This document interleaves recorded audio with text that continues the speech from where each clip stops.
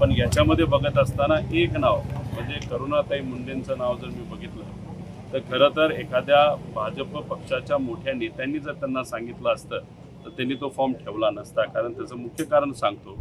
खरं तर आमची अपेक्षा होती की 22-23 जे कोणी लोक विरोधात त्या ठिकाणी उभे आहेत त्यांचे फॉर्म राहायला नको पाहिजे होते. सामान्य लोकांनी, प्रामाणिक कार्यकर्ते आणि प्रामाणिक अजितदादांच्या पदाधिकाऱ्यांनी खूप मनापासून प्रयत्न करून 60 वरनं आकडा तो 22-23 वर आणला. पण याच्यामध्ये बघत असताना एक नाव म्हणजे करुणाताई मुंडेंचं नाव जर मी बघितलं तर खरं तर एखाद्या भाजप पक्षाच्या मोठ्या नेत्यांनी जर त्यांना सांगितलं असतं तर त्यांनी तो फॉर्म ठेवला नसता. कारण त्याचं मुख्य कारण सांगतो की जेव्हा महाविकास आघाडी सरकार गेलं आणि आम्ही सर्वजण विरोधात होतं, दादा विरोधी पक्ष नेते त्याच्यामध्ये होते आणि दादा विरोधी पक्ष नेते व्हावेत यासाठी सर्व आमदारांनी सह्या दिल्या होत्या, त्यात आम्ही सुद्धा होतो.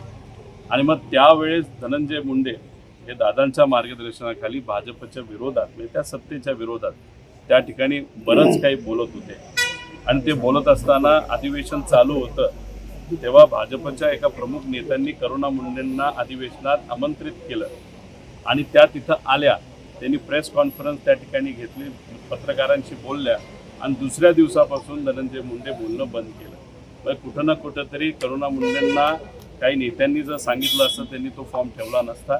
पण कोणाचाही फॉर्म आज राहिला तरी लोक फार हुशार आहेत.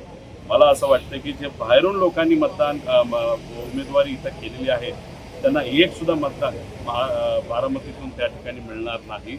आणि जे कोणी इतर लोक बारामतीचे असतील स्वतःचं मतदान सोडलं तरी दुसरं कुठलं एक सुद्धा मतदान त्यांच्या परिवाराचं सुद्धा त्यांना त्या ठिकाणी मिळणार नाही.